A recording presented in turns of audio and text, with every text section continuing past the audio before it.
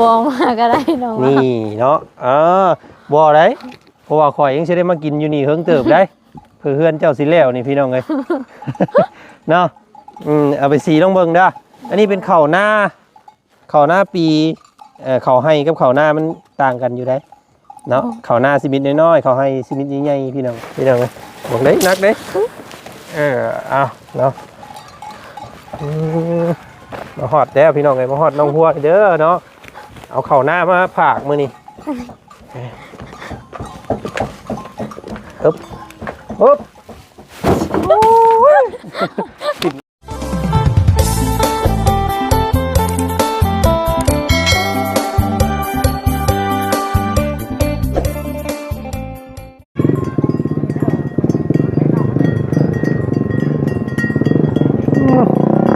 เสียงเคาะง้อปรงปงเป้งบาดนี้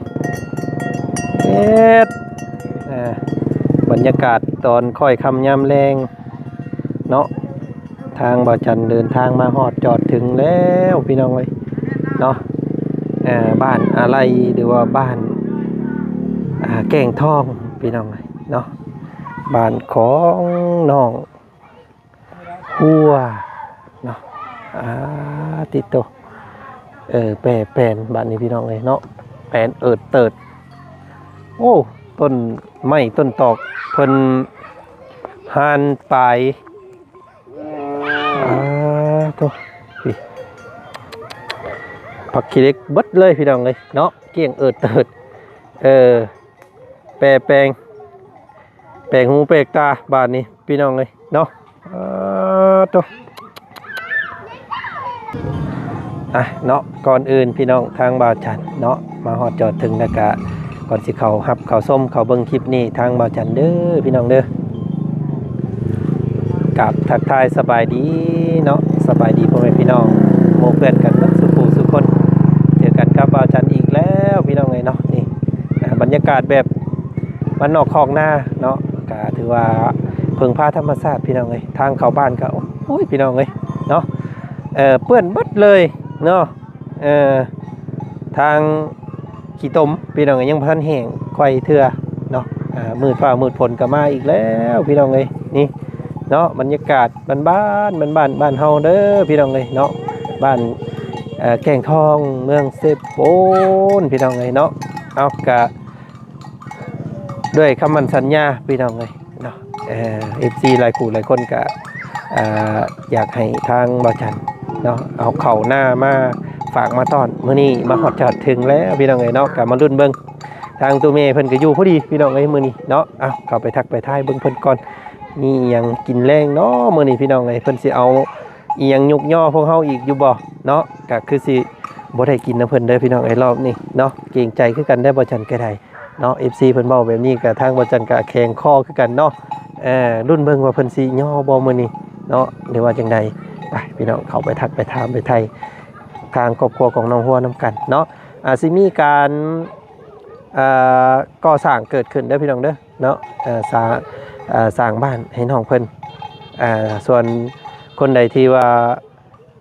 บ่อยากเบิ่งเพิ่นว่าพี่น้องไอ้เนาะก็หลายคนอยู่คอมเมนต์มาว่าโอ้ถ้าเข้าหาน้องหัวนี่สิเด้อกดให้และว่าซั่นพี่น้องเลยก็เฮ็ดจังได๋ซั่นเนาะด้วยความทางผู้รับผู้ใหญ่เพิ่นมอบหมายทางพวกเฮาเนาะเข้ามาเปลี่ยนแปลงเฮือนซ่านบ้านซองให้เพิ่นก็สิเฮ็ดให้จนแล้วจนทั่วพุ่นแหละพี่น้องเอ้ยเนาะบ่เป็นหยังเนาะพี่น้องเอ้ยผู้ใดบ่มักก็เบิ่งให้ว่าจันจักเล็กจักหน่อยก็ได้เนาะเพื่อเป็นกำลังใจเด้อพี่น้องเด้อเนาะถ้าผู้ใดชื่นชอบคลิปนี้ก็คอมเมนต์เข้ามานี่เด้อพี่น้องเอ้ยรับชมอยู่จากจังหวัดใดเนาะพ่อแม่พี่น้องทางใดก็ติดตามคอมเมนต์มาบอกแน่พี่น้องไอ้เนาะกับครอบครัวของน้องหัวพี่น้องไอ้มีห้างลูกหนึ่งเป็นกะถือว่าเป็นจุดประกายหมู่บ้านนี้เนาะให้ทำความรู้จักกันว่าซั่นซะเนาะไปหามาแวคนมีน้ำใจเราก็ได้พี่น้องเลยเนาะมื้อนี้ทางบ่จันมีน้ำใจตอบแทนคืนไปเบิ่งเพิ่นสิดีใจส่ำใดเนาะไปพี่น้องไอ้ทางตูเมเพิ่นเนาะสบายดีแม่กำลังเฮ็ดอีหยังอันนี้โอ้ยเขาอันคือมีแต่ขี้ดินใช่ไหมเข้าน้ำท่วมพี่น้องเอ้ยมันก็สิ มันสิเป็นนี่ได้เด้ข้างในเพิ่นนี่เนาะมันก็ทรงสีดำแท้นี่เนาะอ๋อขี้ดินนี่พี่น้องเอ้ยโอ้อันนี้น้ำท่วมบ่แม่อันนี้แสดงว่าซุมเจ้าปลูกอยู่บ่งอันต่ำอยู่ซั่นนี่เนาะบ้านห้วยทะเลห้วย อยู่แคมซีเบิดแล้วบ่อันเข้าน้ำท่วมเบิดเลยพูดกันหน่อย เอามาเทื่อเล็กเทื่อน้อยเอาเนาะพี่น้องเอ้ยเอาเนาะเอาพี่น้องให้กราบทักทายสบายดีมื้อนี้มาฮอดจอดถึงเด้อมีผู้ใดมาดินน้ำแน่มื้อนี้แม่บ่าวเพิ่นมันได้มาบ่าวเพิ่นบ่าวพึ่ง พึ่งตื่นเอาพี่น้องให้ทางมาแต่ให้นี่เผาเก็บได้นี่สักหน่อยอันผลต้องห้ำได้นี่พี่น้องเลยเนาะโอ้ยเข่าเราเพื่อสิได้กินเนาะพี่น้องเลยขูดเคี่ยวน้ำดินน้ำหยาเพราะว่าฝนตกน้ำท่วมอยู่ใกล้ห้วยว่าซั่นซะเนาะกินตัวนี้ก่อนเนาะให้มันเบิดป้าไปดนนี่มันอาจจะขึ้นล่านี่พี่น้องเลย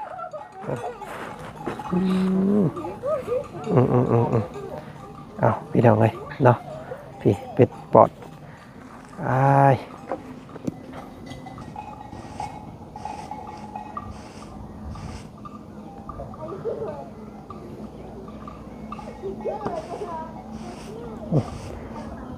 ขี้ดินก้อนกุ้มพี่น้องเนี่ยเป็นพัดเนาะ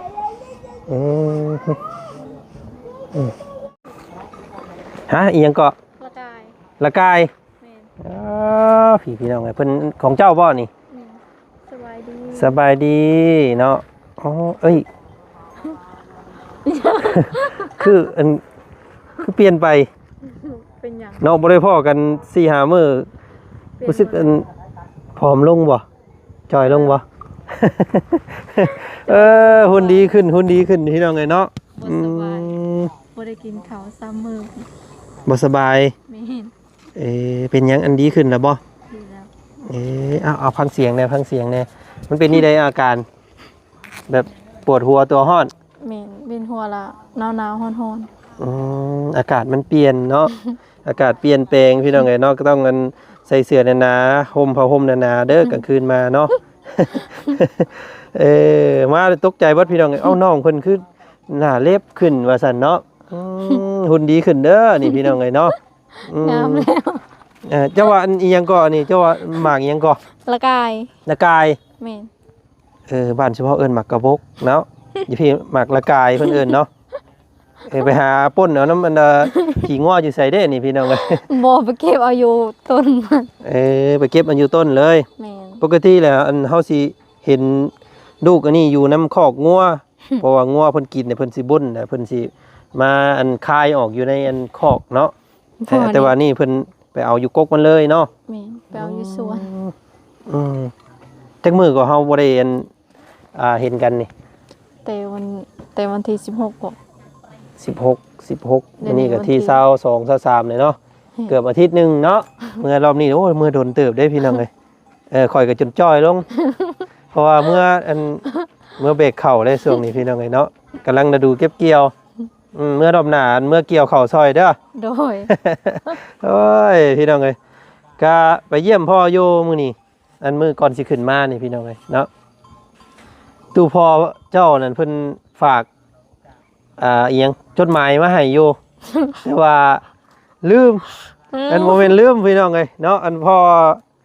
เพิ่นถือเสื้อออกมาแหละเพิ่นให้อันเจ้าหน้าที่เพิ่นให้แก้เสื้อไว้แต่มันอยู่ในถุงเสื้อหั่นเลยแล้วก็โอ้ยพี่น้องไงเราว่าโอ้ยเป็นทางพ่อต้นเพิ่นสิให้แล้วเราว่าพี่น้องไงเนาะเพิ่นผากเก็บเจือว่าซั่นบ่เป็นหยังเนาะรอบหน้ารอบในเนาะรอบหน้าจึงไปเยี่ยมเพิ่นด้วยตัวเองโดนเนาะเราก็น่าสิเขียนจดหมายมาบอกว่าน้ำไม้นอตอกได้กินแล้วสั่นประมาณนั้นแหละเนาะคือซีเมนพอของน้องคนดีๆนั่นแหละพี่น้องไงแต่ว่าพอดีเจ้าหน้าที่เพิ่นให้ตู้พอเพิ่นปลดเสื้อไว้ก็เลยอยู่ในถุงเสื้อบ่ได้ผากซ้ำโอ้ฉันก็ได้อ่านให้เจ้าเบิ่งเลยเด้มื้อนี้พี่น้องเอ้ยเนาะจดหมายเนาะใช้ชาวน้องเด้น้องอันน้องสิมาน่ะคือว่ายังบ่ทันมาบ่โดยเพราะว่ายังบ่มีคนมาแทนแต่หัวหน้าก็ รู้สึกว่าบ่ให้เมื่อเนี่ยสิบ่จ่ายเงินเดือนให้บ่ให้เมื่อหัวหน้าเพิ่นบ่ให้จ่ายซ้ำบ่ให้มาซ้ำเนาะแล้วสบายนี่พี่น้องเอ้ยก็บ่ฮู้ว่าสิได้มาหรือบ่บ่เป็นหยังเนาะไปรอบหน้ารอบในเพิ่นก็ได้พี่น้องเอ้ยเนาะแต่ว่าเมื่อเยี่ยมรอบหน้านี่ก็เมื่อกับแม่ก็ได้เนาะไปเยี่ยมเมืองเพิ่นแน่พี่น้องเอ้ยเพราะว่าเราก็ฝากความโอ้ยเนาะซันได้แม่นได้มาอ่านน้ำหูน้ำตาตกพอแล้วนี่พี่น้องเอ้ยตู้แม่เนาะคอยอยู่เกือบดีใจดีใจบ่ดีใจไปเยี่ยมเมืองเพิ่นแล้วมื้อนั้นพี่น้องเอ้ยตู้พ่อก็ว่าโอ้ยอยู่ดีมีแห้งอยู่กินที่ว่าเจ้าเอาฝากให้นั่นแหละเนาะข้าวน้ำยังบ่เบิดอยู่ว่าซั่นพี่น้องเอ้ยผู้ดีทางบ่จันก็เอาข้าวให้ตู้พ่อถุงนึงแล้วก็แบ่งให้ตู้พ่อเจ้าถุงนึงเนาะเพิ่นกินนั่นแหละว่าซั่นซะบ่สบายดีขึ้นเนาะเช้าแล้วโอเคพี่น้องมีผู้ใดมาดินน้ำแน่มื้อนี้มีบ่บุญบ้านป้าแล้วก็ลุงเฮิมแล้วก็บ่เพิ่งเพิ่นเอาหยังแน่มาต้อนบ่บุญบ้านป้าถือข้าวสารโอ้พี่น้องเนาะมีแต่ FC เพิ่นทักมาว่ากินข้าวเจ้าหลายเราก็เลยอดบ่ได้แล้วหั่นเนาะโอ้ไผเอามา2อันเพิ่นบ่ฮะบ่2นึงบอกว่าบ่เอามาก็ได้ก็ยังเอามาบ่กล้าเฮาเอาขึ้นไว้1เบิ่งอันนี้เป็นข้าวสารบ่โดยโอ้ข้าวสารนี่พี่น้องเอ้ยเอาคือมี2ถุงเนาะตัวนี้เป็นข้าวเปลือกของน้องของน้องเองโดยน้องเอามาตากโอ้เนาะนี่เด้อบัดนี้ย่านนั้นว่าบ่บุญเพิ่นบ่กล้ากินน้ำ1ข้าวให้เรากินดอดมื้อเนาะผิดแม่ปิ้งไก่ทางบ่บุญเพิ่นมีปิ้งไก่เซโนมาต้อนเนาะห้องน้ำห้องในก็น้ำในมีคือเก่าอยู่บ่มีอยู่เนาะตักแล้วบ่ได้ตักมื้อเช้านี้เพราะว่า2-3มื้อบ่ได้เก่าบ่สบายก็เลยบ่ได้ไปตักบ่มีแฮงสิไปตักเนาะน้องเพิ่นจนฮูบลงพี่น้องเอ้ยเนาะหุ่นดีขึ้นเด้อบาดนี้เกือบอันดงเล่าเมื่อกี้นี่เห็นหมู่มาดินน้ำลายคนเนี่ยคนใดเด้น้องหัวว่าซั่นเนาะเนาะเอามื้อนี้ว่าจันก็มาฮอดตอนค่ำๆกับบ่ได้มามือเปล่าได้มื้อนี้มีน้ำมาล้างรถให้ค่อยรถพี่น้องเอ้ยเนาะหมุนทางเข้ามาเฮือนเจ้าโอ้ยรถจนนั่นน่ะเปลี่ยนสีเบิดพี่น้องเอ้ยเนาะก็มีอันนั้นโยมีแนวมาต้อนคือกันว่าจันก็ได้เป็นข้าวแต่ว่าสิเป็นข้าวเปลือกได้ของข่อยเนาะบ่มาก็ได้เอาแล้วเอามาให้เดี๋ยวบ่ฮับบ่ได้นี่พี่น้องกันมาเนาะแต่ว่าบ่สิเขาน้องเพิ่นเอามาคืนซ้ำกันอันมาแลกกันเจ้าเอาข้าวให้ข่อยเอาข้าวหน้าให้มากินน้องเบิ่งว่ามันสิเป็นจังไดเนาะมันสิต่างกันแบบใดน้องว่าบ่เอามาก็ได้น้องยังมีอยู่บ่เป็นหยังอันนี้ด้วยความเต็มใจให้เนาะเต็มใจอยากเอาให้อยากให้ลองกินลองเบิ่งแต่ว่าต้องซีเอาเองเด้อตำเอาเองก็ได้เนาะนี่แหละพี่น้องเอ้ยพี่เจ้าขึ้นไปเรื่องเอาเองเด้อเจ้าขึ้นไปเอาเองสอบตัวใดมักสอบใดเอาเด้อเนาะไปขึ้นไปเอาครับอันนี้น้ำเนี่ยอันขนมพูดแหละเฮ้ยให้ค่อยขึ้นไปให้บ่สอบใหญ่ๆเราได้พี่น้องเลยนี่บ่มาก็ได้น้องนี่เนาะบ่ได้เพราะว่าข่อยยังสิได้มากินอยู่นี่เฮิงเติบได้เพื่อนเจ้าสิแล้วนี่พี่น้องเลยเนาะเอาไปสีต้องเบิ่งเด้ออันนี้เป็นข้าวหน้าปีข้าวให้กับข้าวหน้ามันต่างกันอยู่ได้เนาะข้าวหน้าสิมิตน้อยๆข้าวให้สิมิตใหญ่ๆพี่น้องเลยอันนี้น้ำใจจากอ้ายเด้อเอามาให้เด้อเอามาให้กินเด้อบอกให้ทุกเมย์แน่พี่น้องเลยเนาะทุกเมย์เอาข้าวหน้ามาให้มื้อนี้เดี๋ยวอย่าเอาไปปลูกเด้อมันบ่เข้ากันเนาะอย่าเอาไปปลูกอยู่ในไห่นี่บ่ได้เพราะว่ามันเป็นข้าวหน้าบ่เข้ากันตัวนี้เอามาให้กินเด้อนี่เอาอุ้มเอาพี่น้องไงมันสิอุ้มขึ้นได้บ่มาฮอดก็ให้เราเบรกแล้วนี่พี่น้องไงเนาะเบรกไว้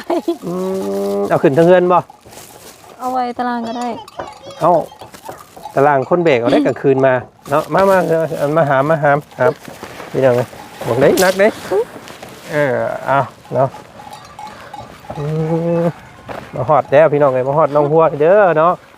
เอาเข่าหน้ามาผากมือนี่อึ๊บอึ๊บ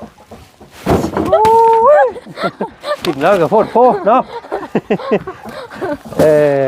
โอ้เข่าอันเบาบุญเพิ่นเอาเข่าอันสารมาให้พี่น้องว่าจันเอาเข่าอันเปลือกเนาะสีกับสีอยู่ประมาณซ้ำของเบาบุญนั่นแหละบัดสีแล้วมันสีลงแน่พี่น้องเพราะว่าอย่างนี้บ้าตุลุ่มตึมดำอีกเลยพี่น้องสิแล้วเนาะมาแต่ละมื้อนี่แม่พันสิเฮ็ดยังให้กินอีกแล้วตายพี่น้องไงเนาะโอ้ยสิแล้วนี่พี่น้องไงเนาะมาแต่ละมื้อก็แบบนี้แหละแต่ว่ามื้ออื่นก็หรือว่ามื้อใดมันนี่สร้างสิมาต้องรออุปกรณ์มาได้เนาะเจ้าสั่งนะบ่มื้ออื่นบ่ประมาณช่วงเที่ยงเนาะสียังเลือกเรียบร้อยแล้วบ่โดยมักสียังสรุปแล้วเอาสีใดไปเลยสีแดงสีเปลือกมังคุดเนาะสีอันงามได้สีนะพี่น้องเลยมันบ่ได้แดงจัดเนาะแดงอ่ำๆเฮาเบิ่งแบบว่ามันก็งามนะเดี๋ยวเฮาสิแก้ตัวนั้นมาบาดนี้วงกบเนาะวงกบกับบานพี่น้องเลยเดี๋ยวพร้อมล็อกก่อนนั่นแหละสิใส่จักอันบาดนี้งบเบิ่งงบเลยเนาะแม่นเบิ่งตัวจริงก่อนฮอบสั่งแม่สลามันสิเบิดไปเท่าไหร่ใส่เบิ่งอยู่เบิ่งก่อนนะครับเบิ่งค่าช่วงกระซ่าสิเบิดเท่าไหร่ตัวประตูใหญ่นี่ก็ใส่ได้นี่เนาะใส่ตัวนี้นึงแล้วก็ออกขึ้นไพ่หันนึงเนาะแล้วก็ปองเยี่ยมนี่ตัวนี้นึงตัวทั้งหัวเฮือนนึงโอ้มัน1 2 3 4 5วงหุ่นจักอันนี้เนาะลองเบิ่งพี่น้องไงเพราะว่าถ้าเขาใส่วงกบหลายกะมันก็สิประหยัดอันไม่ชราลงเพราะว่ามันกินพื้นที่เด้ทางหลังนี่ก็สิใส่อันนึงข้างนี้พอเราเลยซองผู้บ่าวเนาะเห็นบ่พอได้ยินเสียงรถผู้บ่าวมามาเบิ่งนะอยู่นี้มุงเรานอนอยู่นี่เด้เนาะแล้วก็ใส่ทั้งพุ่นน้ำไปเดียวเบิ่งป้าเบิ่งลุงทั้งพุ่นน้ำอันนึงแล้วก็ทะลุออกทางเรือนครัวอันนึงเนาะไม่ส่วนตัวที่ว่าเพิ่นง่ายออกนี่ก็สิให้ทางสร้างเพิ่นกบเนาะกบเลยให้เพิ่นใส่ทั้งส่วนตัวเรือนครัวพุ่นมันจังประหยัดไม่ผ่าเสลาลงโอ้มันก็สูงเลยส่วนเรือนเราสูงเนาะก็เบิดหลายเติบอยู่ได้นี่พี่น้องไงก็ติดตามเบิ่ง3 เมตรพุ่นจักก็สิอยู่ประมาณราวๆ70หรือ80นี่แหละว่าจันเราเบิ่งนะเนาะ70ก่อนเนาะเพราะว่าเฮือนเรานี่มันอันนี้มันก็บ่ได้กว้างเนาะประมาณ5 เมตรพี่น้องเอ้ยความกว้าง5 เมตรแล้วก็ยาวนี่ประมาณ6เนาะ5 คูณ 6เอายังอีกแหละเพิ่นไปแม่เราเอิ้นหยังกินนี่ไปบ่ได้ยินเราไปโรงไปข่อยว่าแล้วพี่น้องเอ้ยย่อเข่าอีกแล้วนี่เนาะย่อก็คืออันหิวอยู่ได้ข่อยก็ได้กินมักเดืองนี่พี่น้องเอ้ยเนาะเอ้าก็นั่นก็บ่ให้แม่เพิ่นย่อกระยากินข้าวก่อนไปทางอื่นต่อก่อนผู้สิเอาเข่าไปก่อนญาติผลต้องห้ำสิให้น้องสอนอีกได้เอาขึ้นมา2 กระสอบมื้อนี้พี่น้องเอ้ยเพราะว่าสิแบ่งให้อันน้องสอนน้ำกระสอบนึงเพิ่นลงไปไถนาซอยช่วงดำนาเนาะมาฮอดจอดถึงแล้วพี่น้องเอ้ยโอ้เนาะย่านฝนตกเด้มื้ออื่นเนาะเพิ่นสิมาส่งอยู่บ่ไม่ผ่าสลาเนาะจังไดก็ติดตามเบิ่งส้มอีกพี่น้องเอ้ยเลือกสีเรียบร้อยเนาะมื้ออื่นให้สร้างเพิ่นมามากเนาะเด้อท่านก็บอกอันให้น้องไปบอกสร้างเพิ่นเลยให้สร้างเพิ่นล็อกสร้างเพิ่นไว้เพราะว่าปลายีล่ะให้เพิ่นมามั่งเป็นพายไปก่อนแต่ห้องน้ำไม่หลักเอาพายนี่ลงก่อนเนาะเอาพายนี่ก่อนเลยจังสร้างเพิ่นไปเฮ็ดห้องน้ำเพิ่นห้องน้ำโอ้เฮ็ดห้องน้ำในบ้านนี้โดเอากะเหมาะอยู่ได้พี่น้องเอ้ยถ้าเฮาเปลี่ยนแผนเปลี่ยนพายเพิ่นนี่ช่วงหน้าฝนเนาะโมเมนต์หน้าหนาวกำลังสิมาได้ยินตุเมแล้วว่าโอ้ยามหนาวก็หนาวเราว่าพี่น้องเอ้ย เนาะยามฝนก็ฝนเปียกเอาลองเบิ่งติดตามเบิ่งว่าสิสวยสิงามซำใดเนาะเฮือนเนาะ โดย งามอยู่แหละพี่น้องเอ้ยเนาะเฮ็ดให้งามเด้ครับแน่นอนเราโหบลงเนาะโหบลงหลาย เราเอฟซีบอกจักเนาะ จักว่าเราได้ยินที่ว่าอ้วนไปจัก บ่ บ่สบายเนาะ โดย บ่สบายน้องไว้เท่เลยพี่น้องเอ้ยบ่กินข้าว 2-3 มื้อนี่โอ้แต่ตู้พ่อเพิ่นอยู่ในกะเราบ่สบาย2อันประมาณอาทิตย์หนึงนี่แหละไปจนตกใจเบิดพี่น้องเอ้ยตู้พ่อเนาะ1เดือนเอากะคือว่าหั่นแหละพี่น้องเอ้ยลืมอันบ่แม่นลืมเนาะทางตู้พ่อเพิ่นว่าเอาถือมาเลยหับจากมือพอน้องหัวแล้วพี่น้องเอ้ยแต่ว่าพอดีเพิ่นแก้เสื้อแขนยาวออกนะก่อนเพิ่นสิออกมาให้เยี่ยมนะเพิ่นให้แก้เสื้อติดอยู่ในเสื้อหั่นว่าโอ้ยบ่ได้มาช้ำบัด เนาะเอาบ่เป็นหยังเนาะ โดย เดี๋ยวเขาจังเมื่อเยี่ยมเพิ่นด้วยตัวเองโดดเนาะ โดย เอาโอเคพี่น้องมาฮอดจอดถึงนี่เด้อเนาะเข้ามาฝากน้องหัวเพิ่นแล้วเด้อ FC ทั้งหลายที่คอมเมนต์มาพี่น้องเนาะเอาเข้ามาฝากเพิ่นนี่เอามาแล้วลองสีเบิ่งเนาะลองไปสีเบิ่งลองมานึ่งสู่สร้างเพิ่นกินเด้อ โดย ว่าสิแตกต่างกันคำว่าจะให้มันอ่อนคักก็ผสมกับข้าวซุมเจ้าก็ได้เนาะเอานี่อันถ้วยหนึงอันนั้นถ้วยหนึงมาผสมกันก็แซ่บเนาะ โดย รับรองกินข้าวหน้าแหละโอ้เขาว่ายังอยากเมื่อหาลูกหาผัวอยู่ทั้งนั้นรถแท้ๆรถ เนาะเป็นยังไง เกี่ยวข้าวน้ำหมดเลยบ่ ยังเลยยังหลายเด้ สิไปเกี่ยวข้าวซอยแล้ว เพิ่นจ้างนั้นวันละมื้อ เด้อวันละมื้อ บ่สิไปซอยซื่อๆ โอเคพี่น้องเอ้ยเมื่อยใด